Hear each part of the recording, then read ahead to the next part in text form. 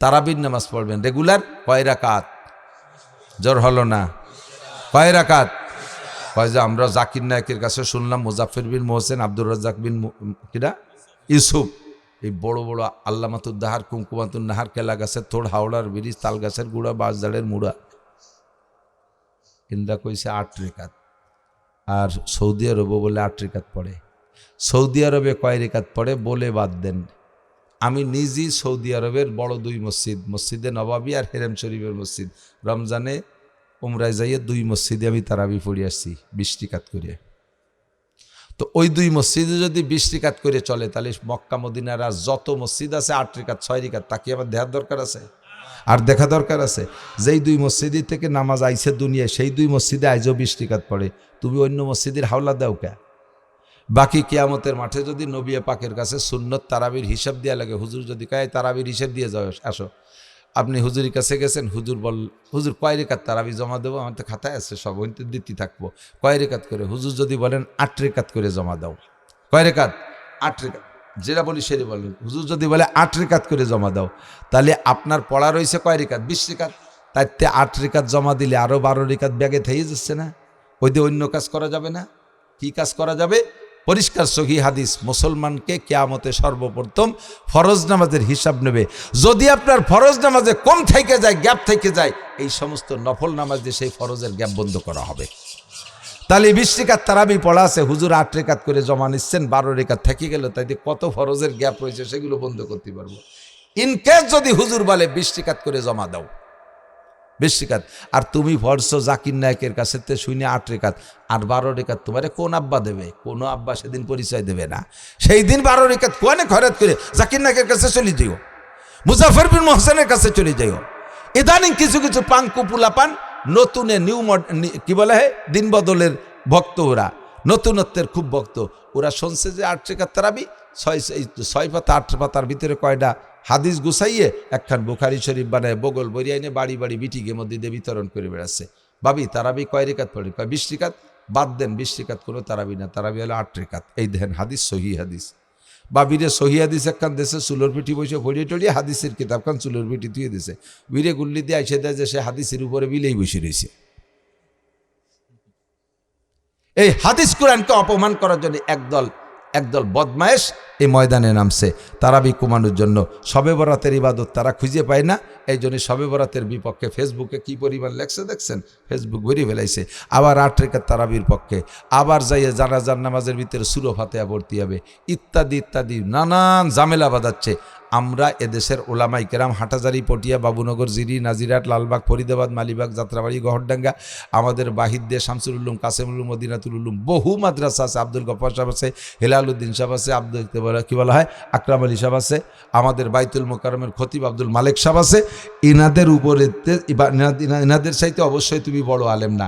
এই বিটারা যদি 8 রেকাত পড়ে তাহলে আমরা পড়বো, নইলে পড়বো না। কতক্ষণ এনরা যদি 8 রেকাত পড়তে বলে তাহলেই পড়বো, নাহলে তোর মতো পাঙ্কু বই খাতা নিয়ে সর, আমাকে ঠিক মতো ভর্তি দে। ঠিক আছে না? কি কথা বলেন?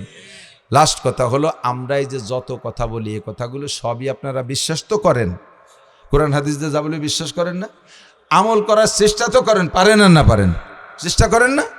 তো কিয়ামতের ময়দানে আপনাকে আল্লাহ বলবে যে তুমি এগুলো আমল করছো, কার কাছ থেকে শুনছো? কয় নাসির সাহেব কইছে, লেখত সাহেব কইছে, মাকসুদ সাহেব কইছে, এক কাছ থেকে শুনিয়ে। কয় না, ভালো মানুষের কাছে শুনছে, অসুবিধে নেই। এবার কুতিবা আলাইকুমুস সিয়াম, তোমাদের উপরে রোজা ফরজ করা হয়েছে। কবে কিভাবে রাখবা এখনো বলে নাই, অ্যাডভান্স একটা খবর দিছে, অ্যাডভান্স একটা, এরা আরবিতে বলে জুমলাই খবরিয়া। আমাদের কাছে একটা সংবাদ আসছে, জাতীয় সংসদে অধিবেশনের মাধ্যমে একটা বিল পাশ হয়েছে, একটা বিল পাশ হয়েছে। সেটা কি? সেটা হলো প্রত্যেক প্রাইমারি স্কুলে একজন কওমি মাদ্রাসার হুজুরকে শিক্ষক বানাই দেওয়া হবে, যে প্রাইমারি স্কুলে আগের মতো বাচ্চাদেরকে আরবি শিক্ষা দেওয়া হবে, কোরআন শরীফ পড়ার শেখানো হবে। এটা বিল পাস, আমি একটা উদাহরণ দিছি, সে জায়গা সুবহানাল্লাহ শুরু করে দিছে, মাশাআল্লাহ, ভালো, খারাপ না। এখন বিলটা পাস হয়েছে, কিন্তু বলে নাই যে কোন সালের কার্যকারিতা শুরু হবে। কথা বলেন, এরকম হয় না? বিল পাস হয়েছে, হাই স্কুলের টিচার দেওয়া হবে, হুজুর টিচার। হাই স্কুলের ছেলেরা প্রাইমারি থাকতে কোরআন শরীফ পড়বে। যদি এইটা হয়, এটা কেমন হয় কোন তো? প্রাইমারিতে কোরআন শরীফ পড়া শেখানো হলে কেমন হয়? হাই স্কুলে যাই তর্জমা পড়বে, ক্লাস 10 পর্যন্ত 30 পারা কোরআন শরীফের তর্জমা, কেমন হয়? কলেজে গেলে তফসির পড়বে, কলেজে গেলে তফসির পড়বে, এর মূল্য কেমন হয়? এই বিলটা ধরে পাশ হয়েছে, কিন্তু বলা হয় না যে কবে থেকে শুরু করবা। সেম আল্লাহ পাক আগে আমাদেরকে জানাই দিয়েছে, হে অন্ধ জগতের অটল বিশ্বাসী পাগলরা, তোমাদের উপরে কিন্তু রোজা ফরজ করা হয়েছে। কবে থেকে কিভাবে তা বলে নাই। কয় কি রোজা? কি রোজা হলো শেষ রাত্রে খাবা, আর ওই সন্ধ্যের সময় যাই বেলা ডোবার পরে খাবা। ওরে বাবা, এদি জন্মের কঠিন, এ তো পারবো না। আমার দিকে বাসা লাগে, দুপুরবেলা খিদে লাগে। আল্লাহ, তুমি আমাকে নবীরে এত ভালোবাসলে, আর আমাকে সেই সুবাদে ভালোবাসলে, তুমি এইরকম কঠিন ইবাদত আমাকে পর কেন সাফাই দিলে? আল্লাহকে এটা তোমাদের একার পর না, কুতিবা কামা কুতিবা আলাল্লাযীনা মিন ক্বাবলিকুম, এরকম রোজা তোমাদের আগের মানুষের উপরে চলে গেছে, তারাও এরকম রোজা রাখতো। কোন সুবহানাল্লাহ। এই কথাটা কেন বললেন একটু বোঝার বিষয়। বললে বলতে পারতেন আমি আর রোজা রাখো, আর কোনো কথা হবে না। আমার দুনিয়ায় থাকতে হলে, আমার অক্সিজেন ব্যবহার করতে হলে, আমার চন্দ্র সূর্য ব্যবহার করতে হলে, আমার পানি আগুন ব্যবহার করতে হলে, আমার পাট পিঁয়াজ খাইতে হলে, আমার ধান চাল খাইতে হলে রোজা রাখতে হবে, ডাইরেক্ট বলে দিতেন। কিন্তু আল্লাহ সেভাবে বলেন নাই। আল্লাহর বাচন ভঙ্গিটা একটু ভিন্ন। কিভাবে বললেন? তোমাদের পর রোজা ফরজ করা হয়েছে, যেমন ফরজ করা হয়েছিল তোমাদের পূর্বপুরুষদের উপরে। একটা রেফারেন্স দিয়ে বললেন কথা, ঠিক না? কোনো ইবাদত ফরজ করতে আল্লাহ রেফারেন্স দেয়নি। হ্যাঁ মুসলমানরা, তোমরা নামাজ পড়ো, তোমাদের পর নামাজ ফরজ করা হয়েছে যেমন তোমাদের পূর্বপুরুষদের পর নামাজ ফরজ করা হয়েছিল, এভাবে বলে নাই। নামাজের বেলায় বলছে আকিমুস সালাত, নামাজ কায়েম করো। জাকাতের বেলায় বলা হয় নাই তোমাদের পর জাকাত ফরজ করা হয়েছে যেমন তোমাদের পূর্বপুরুষদের উপরে জাকাত ফরজ করা হয়েছিল। সে জায়গায় আল্লাহ পাক ওভাবে বলে নাই ওয়া আতুজ যাকা, জাকাত দাও, কোনো নোটক বা টুসকুত কথা হবে না, দিতেই হবে বাই ফোর্স। কোনো রেফারেন্স দেয়নি। কথাক্ষণ তোমাদের উপরে হজ ফরজ, করো হজ যেমন তোমাদের পূর্বপুরুষ করছে এরকম হজ করো, তা বলে নাই। কুরবানি করো যেমন তোমাদের পূর্বপুরুষ করছে, এভাবে বলে নাই।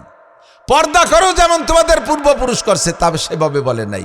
ডাইরেক্ট পর্দার হুকুম আসছে। কিন্তু নামাজ, এই রোজাটার ব্যাপারে কেন বললেন? রোজার ব্যাপারে কিভাবে বললেন? যে রোজা ফরজ করাছে যেমন তোমাদের পূর্বপুরুষদের পর করা হয়েছিল। কথা কি বুঝতে পারতেছেন আপনারা? এইভাবে আল্লাহ রেফারেন্স দিয়ে কেন বললেন?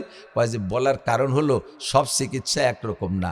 ডাক্তারের কাছে গেছেন, রুগী একটা একরকম। একজনের মলমের রুগী, শুধু মলম দিলি সারিয়ে যায়, আর একজনের একটু সিরাপ দিলি সারে, আর একজনের একটা ট্যাবলেট দিলি সারে, আর একজনের ইনজেকশন দেওয়া লাগে, আর একজন আরও কঠিন, তারে অপারেশন করা লাগবে। এই কয়েক প্রকারের চিকিৎসা না। যারে মলম দেওয়া লাগছে তারে কি বলা লাগে? নেও মলম, নেও শোনা মলম নেও, কোনো অসুবিধা হবে না। এরকম মলম বহুজনে নিচ্ছে, তুমি নেও, কোনো অসুবিধা হবে না, কয়া লাগে। যারে সিরাপ দেশে খাতি, খাও শোনা সিরাপ ভালো জিনিস খাও, এরকম অনেক মানুষ সিরাপ খাচ্ছে, কোনো অসুবিধা হবে না, এই কয়া লাগে নাকি? মিঠে সিরাপ মুটকি খুলে এক মুটকি খেয়ে দেয় যে মিঠে লাগে, মধুর মতো আরও 3 মুটকি নিজে নিজে মেরিয়ে দিছে।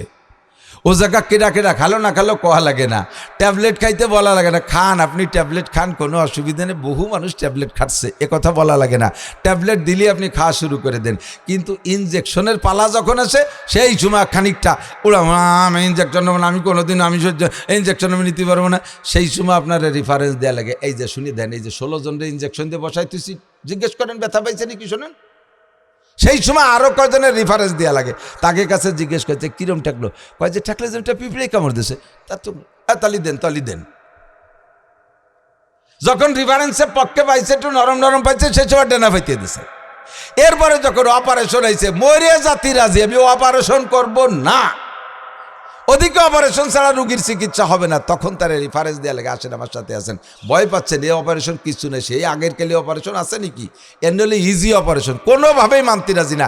এই পাশে 30 জন শুয়ে রয়েছে, আপনার ওই অপারেশন শুনিয়েছেন ধ্যান, ওরা কী কয়, যে কয়েছে এই অপারেশন হলো কিরম ট্যাক্স হলো, কয় যে এই কী দিয়ে কী হলো তো টের পেলাম না। এক বিটি আমার সাথে একটা গল্প করতেছে, আধা ঘন্টা পরে সে কয় যে চলেন আপনার জায়গায় চলে যান, কী দিয়ে কর্নে কাটলো, কর্নে অপারেশন করলো, কিছু টের পেলাম না। এই যখন তারা কইছে, সাহস দিছে, আচ্ছা তাই চলেন যায় অপারেশন। অপারেশন ভয়াবহ বিদায় রেফারেন্স দেওয়া লাগে, ইনজেকশন একটু ব্যথা বিদায় রেফারেন্স দেওয়া লাগে, ট্যাবলেটে ব্যথা নাই, মলমে ব্যথা নাই, সিরাপে ব্যথা নাই, এজন্য রেফারেন্স দেওয়া লাগে না। কতক্ষণ নামাজ পড়তে ব্যথা নাই, এজন্য আল্লাহ পাক রেফারেন্স দেয় নাই, পড়ো নামাজ। জাকাত দিতে ব্যথা নাই, এজন্য আল্লাহ বলে যাও দাও জাকাত। তোমার লক্ষ লক্ষ টাকা আছে, কাদের কেমন লোক আমি জানি না। যদি আল্লাহ পাক আপনাকে অনেক টাকা দেয়, মানুষের টাকা দিতে কি আপনার ভালো লাগে না মন্দ লাগে আমি জানি না। আমার তো আল্লাহ তাআলা যদি কোটি কোটি টাকা দিত, আমি পাঁচা পাঁচা টাকা মানুষকে দিতে পারতাম, আমার খুব মজা লাগে দান করতে, কিন্তু সে হাটা তো আমার নাই। যাদের টাকা আছে এরকম দিতে তারা অত্যন্ত খুশি হয়, কাজে ওটাই অত ব্যথা লাগে না। হজ করতে একটু কষ্ট আছে, তারপরে হাজি হওয়া যাবে, মাংসি আলহাজ বলবে, আলহাজ বলে এখান শেয়ার দেবে আলাদা, হাজি সাহেব বলে ডাকবে, একটা আনন্দ আছে আলাদা। এই জন্য তার জন্য রেফারেন্স লাগে না, কোনোটাই রেফারেন্স লাগে না। শুধুমাত্র রোজা কি, রোজা কি খাবা ওই রাত 4টের সময় আর ওই সন্ধ্যে 7টার সময়, ওরে বাবা এদি 16 ঘন্টা, আমি অতক্ষণ না খেয়ে থাকতে পারবো না।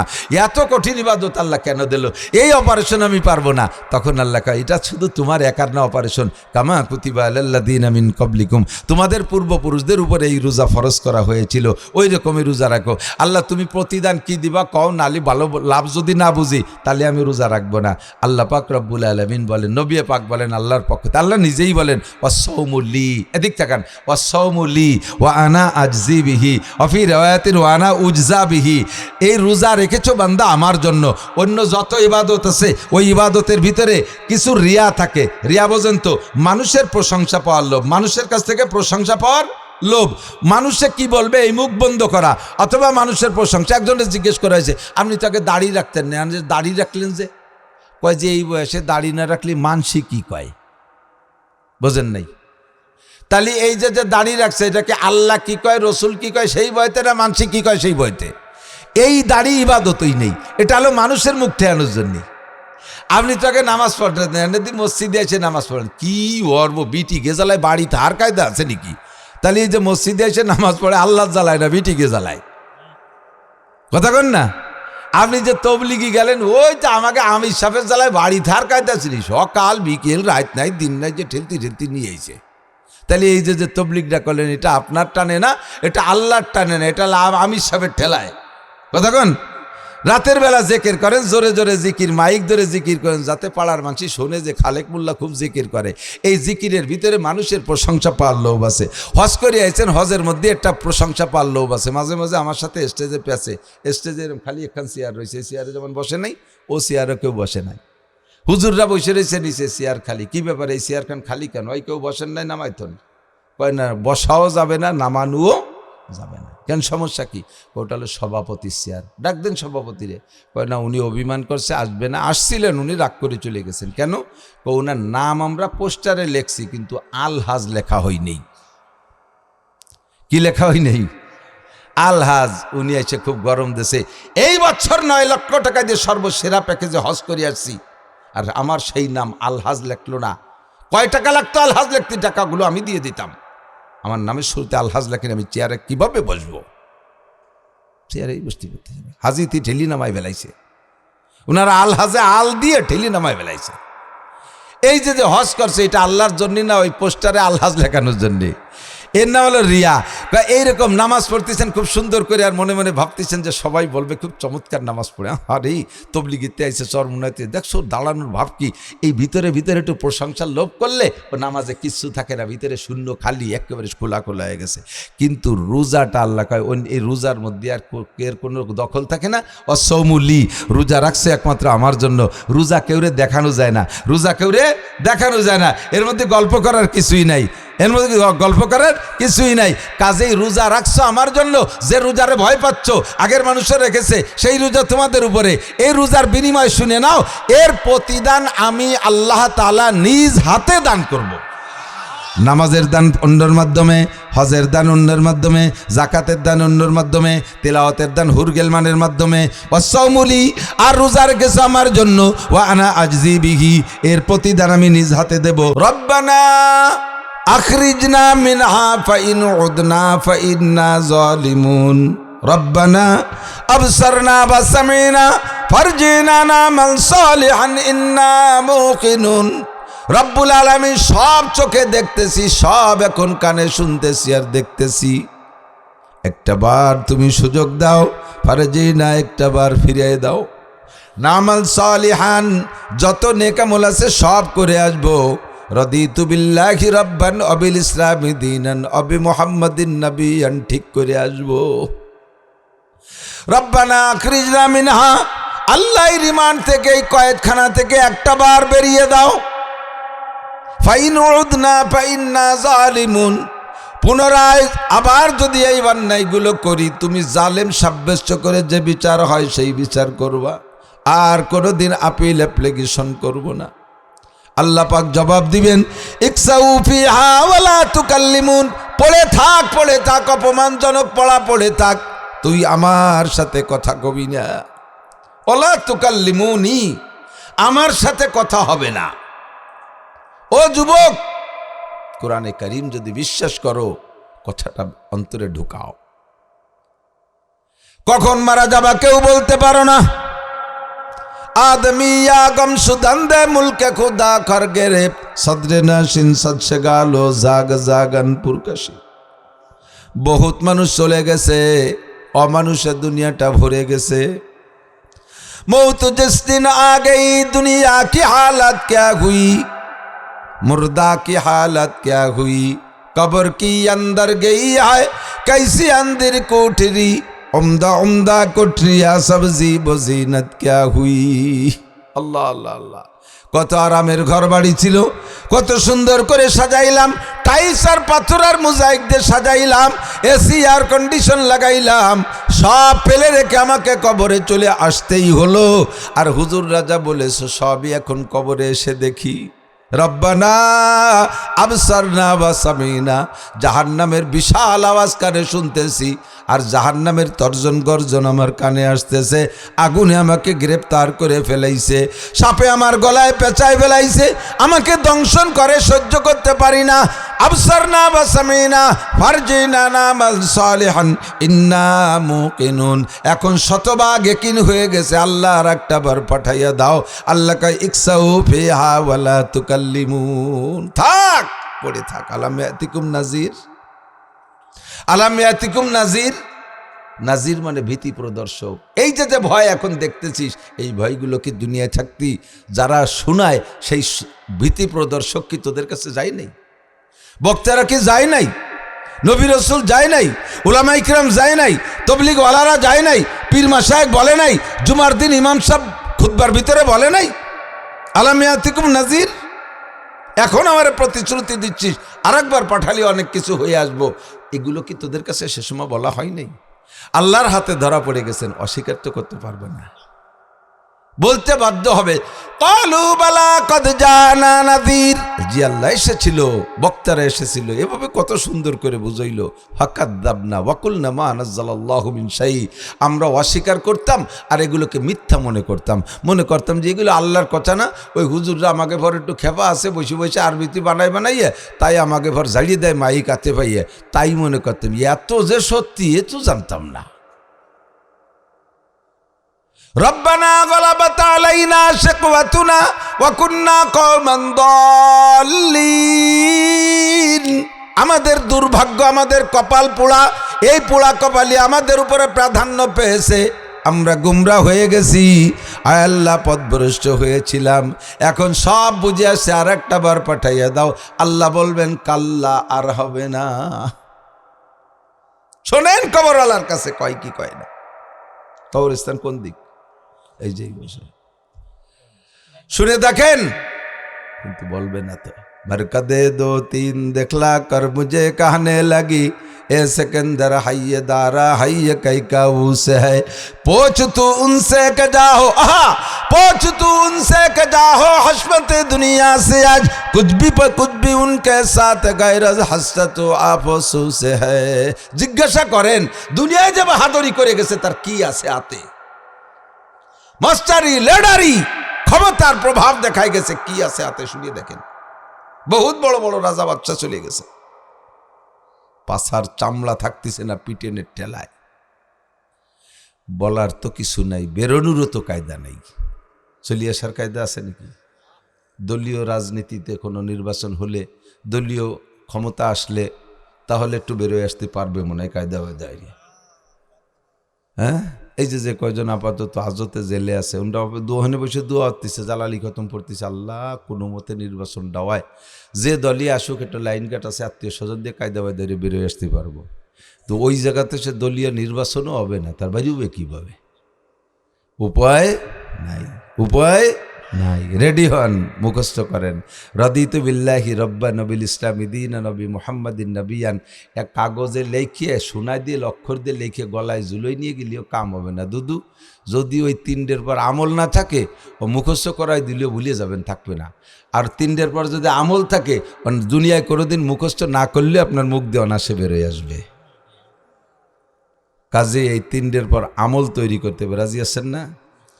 ইন্না ইদ্দাতা শুহুরি ইনদাল্লাহি 12 শাহরা।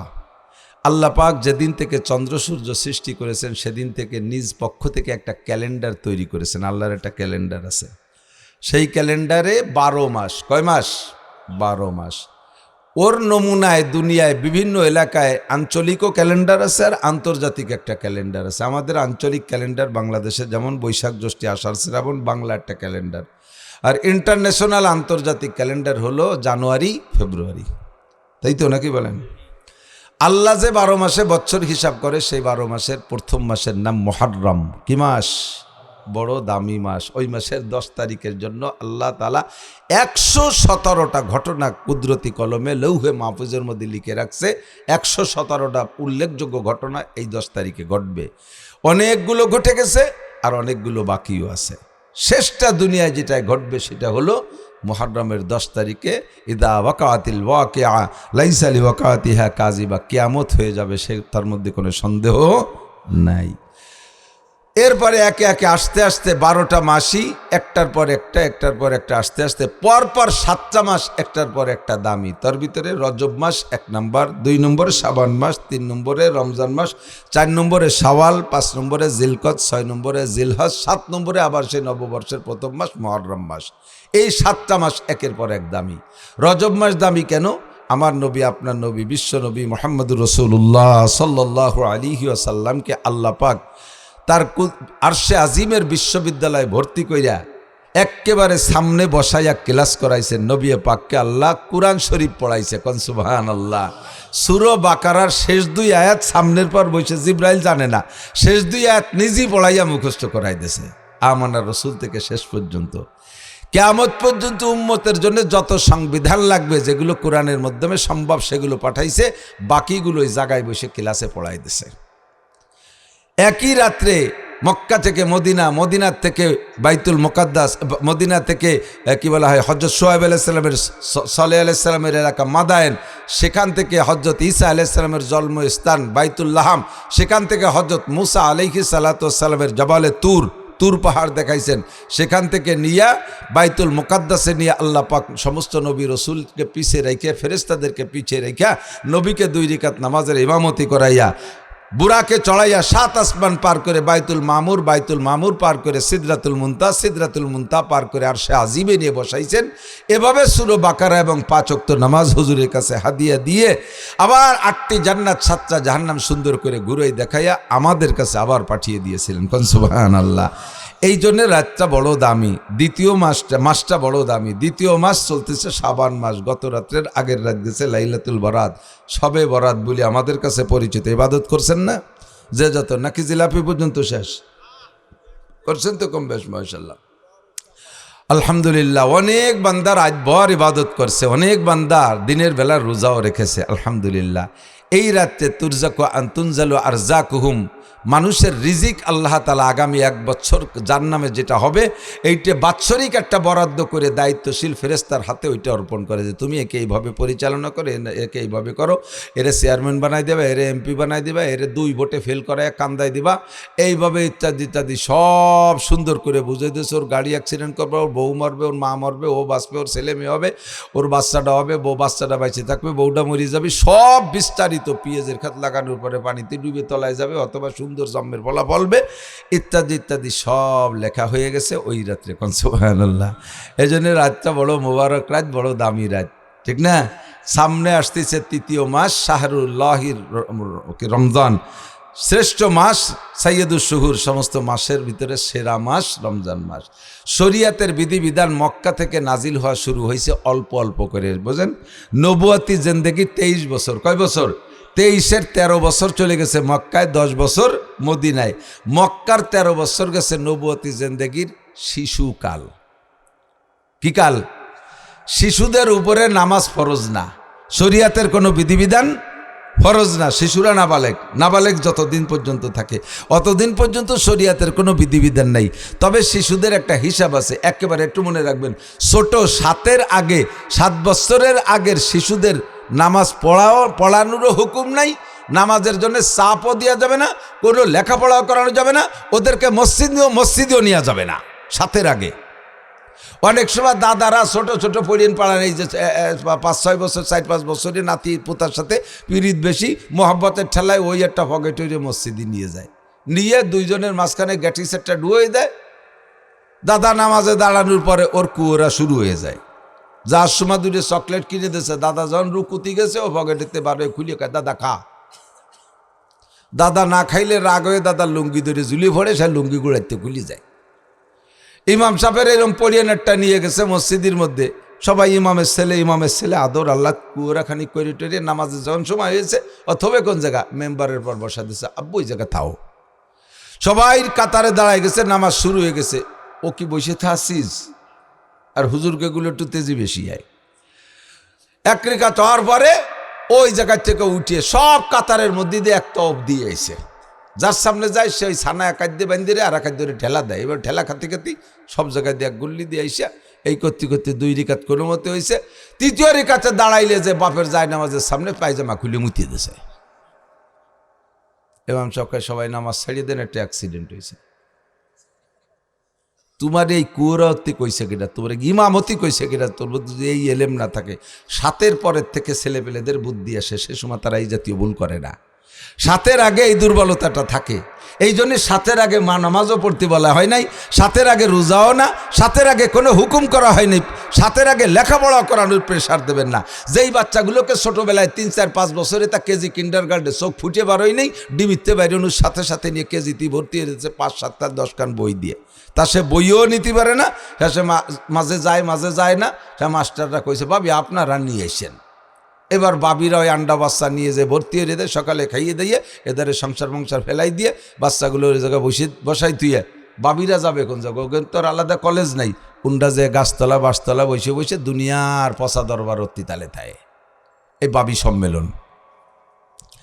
ওদের আন্ডা বাচ্চারা ঘরের মধ্যে দিয়ে তারা একটু বলে, কি বলে 4-5 বছরে বাচ্চারে পড়ার প্রেশার দিলে 10 খান বই দিছে, এটা ওটা যাই দিক, যত ছোট দিক, এই বই কয়খান সে বইও নিতে পারে না, পড়ার যোগ্যতা তার আসে নাই। তারা এই সময় বেশি চাপ দিলে ব্রেনটা হিট হয়ে যাবে, সেটটা গরম হয়ে যাবে, সময় মতো কবে যে আমি ভর্তি পারবো না, তোমরা পড়ো না খালি আমাকে ভর্তি কও। ওর মা বাপরে কয়, নিজেরা পড়ে না খালি আমাকে ভর্তি কয়, শেষে আর পড়বে না তো পড়বেই না। এত ভালো না। এই জন্য হুজুর বলেন, মুরুসিবিয়ানাকুম বিসসালাতি ওয়া হুম আবনাউ সাবে সিনিন, বাচ্চাদেরকে পড়ালেখার প্রতি উৎসাহিত করবা, নামাজের প্রতি হুকুম করবা, চাপ দিবা না, প্রেশার দিবা না, জবরদস্তি করবা না, মারপিট করবা না, 7-এর থেকে নামাজের হুকুম করবা, পড়ালেখার হুকুমও 7-এর পরের থেকে, তার আগের থেকে কিছুই না। 7 থেকে 10 পর্যন্ত শুধু প্রশিক্ষণ দিবা আর অর্ডার করবা, উৎসাহিত করবা। যখন 10 পুড়ে যাবে, যখন বয়স 10 হয়ে যাবে, 10 বছর বয়স হওয়ার পরে ছেলে হোক আর মেয়ে হোক, 1 ওয়াক্ত নামাজ যদি কাজা করে, হুজুর বলেন ওয়াজরিবুহুম আলাইহা, 10-এর পরে যে 1 ওয়াক্ত নামাজের কারণে সন্তানের গায়ে আব্বা মার দায়িত্ব একটা পিটান দিয়া ওয়াজিব।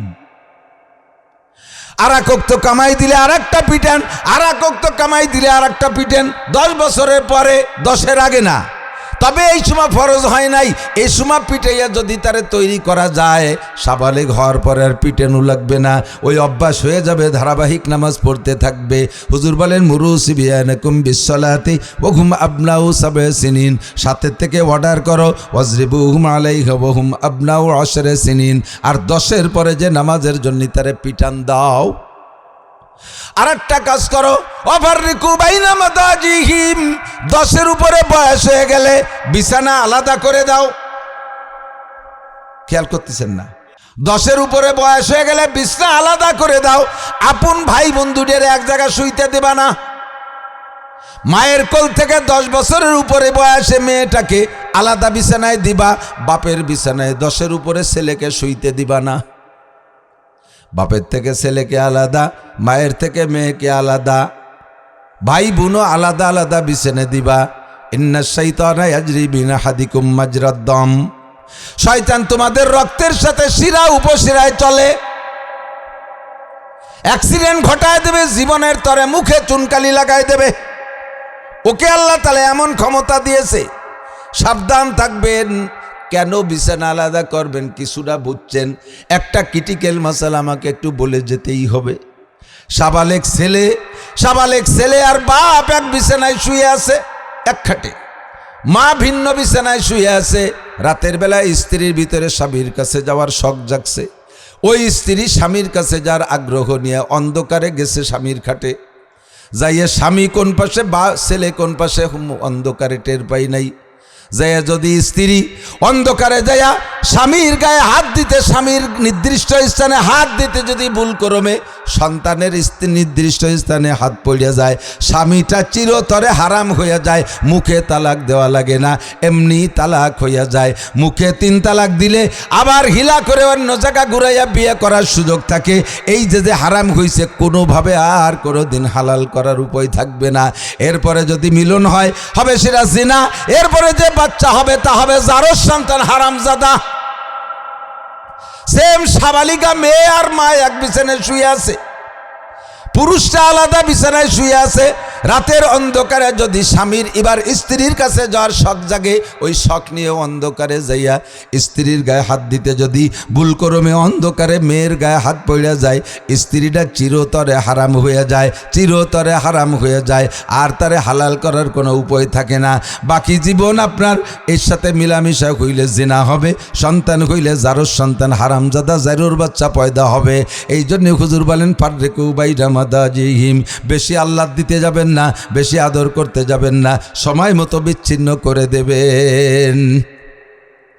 এবার যখন সাবালেগ হয় তারপর থেকে নামাজ, রোজা, হজ, যাকাত, শরীয়তের সব বিধিবিধানে অর্পণ হয়।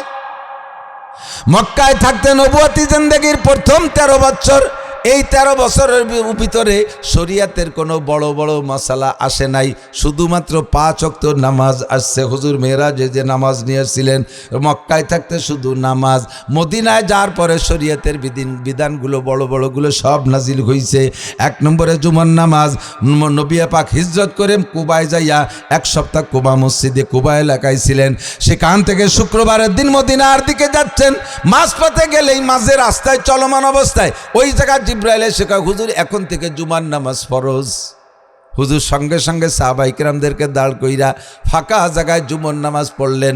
ওখানে একটা মসজিদ হয়েছে, হাজী সাহেব যারা গিয়েছেন তারা দেখেছেন, ওইটার নাম আজও কয় জুমা মসজিদ। সব মসজিদে জুমা হয়, অথচ ওইটার নাম জুমা মসজিদ, কারণ ওই জায়গায় সর্বপ্রথম জুমার নামাজ ফরজ হয়েছে। এরপরে সেখানে মসজিদ হয়ে গেছে। এরপরে চলে গেলেন মদিনায়। মদিনায় যে মসজিদে নববী নির্মাণ করলেন। এরপরে ফরজ হয়ে গেল রমজান, কি বলা হয়, জুমার পরে ফরজ হইল রমজান মাস। রমজান মাস রোজা ফরজ হইল এই মদিনায় যাওয়ার পরে। তারপরে জিহাদ ফরজ হইল মদিনায় যাওয়ার পরে। যাকাত ফরজ হলো মদিনায় যাওয়ার পরে। হজও ফরজ হইছে মদিনায় যাওয়ার পরে। পর্দাও ফরজ হইছে মদিনায় যাওয়ার পরে। মদিনায় যাওয়ার পরে বড় বড় ফরজগুলো সব আসছে। রমজান মাস সামনে আসার পরে আল্লাহ পাক রব্বুল আলামিন সর্বপ্রথম, খেয়াল, খুব খেয়াল, নবী পাককে বলছেন সাহাবায়ে কিরামদেরকে বলে দেন, ইয়া আইয়ুহাল্লাযীনা আমানু, খুব খেয়াল, হে আমার অন্ধ জগতের অটল বিশ্বাসী পাগলরা, ইয়া আইয়ুহাল্লাযীনা আমানু, হে অন্ধ জগতের অটল বিশ্বাসী পাগল। বোঝেন, শাব্দিক তর্জমা হলো ইয়া আইয়ুহাল্লাযীনা আমানুর মানে হলো, হে আমার ওই সকল বান্দারা যারা ঈমানদার, আল্লাহকে বিশ্বাস করো। আপনাদের কি আল্লাহর প্রতি বিশ্বাস আছে? আল্লাহ আছে, আল্লাহ আছে। আল্লাহ আল্লাহ আল্লাহ, ধন্যবাদ, জাযাকাল্লাহ। আল্লাহ আপনাদেরকে ইয়া আইয়ুহাল্লাযীনা আমানু কয়ে ডাক দিয়েছেন। নবী যতদিন মক্কায় ছিলেন অতদিন পর্যন্ত আহ্বানের যে শব্দ ব্যবহার করেছেন সেটা হলো ইয়া আইয়ুহান নাস। বুঝলেন? কোরআন শরীফের ভিতরে যত আয়াতের শুরুতে ইয়া আইয়ুহান নাস দেখবেন, নির্দ্বিধায় বসবেন এগুলো হিজরতের আগে নাজিল হয়েছে। যে আয়াতের শুরুতে দেখবেন ইয়া আইয়ুহাল্লাযীনা আমানু, এই আয়াতগুলো সব মদিনায় নাজিল হয়েছে। তর্জমা কি? হে আমার অন্ধ জগতের অটল বিশ্বাসী পাগলরা, দুনিয়া হলো অন্ধ জগৎ। এই অন্ধ ব্যক্তি যেমন তো কিছুই দেখতে পারে না, দুনিয়ার সব কিছু আছে কিন্তু অন্ধ লোকটা কিছুই দেখতে পারে না। আরে সব কিছু আছে আখেরাতে, কিন্তু তুমি দুনিয়ায় থেকে অন্ধ জগতে আসো।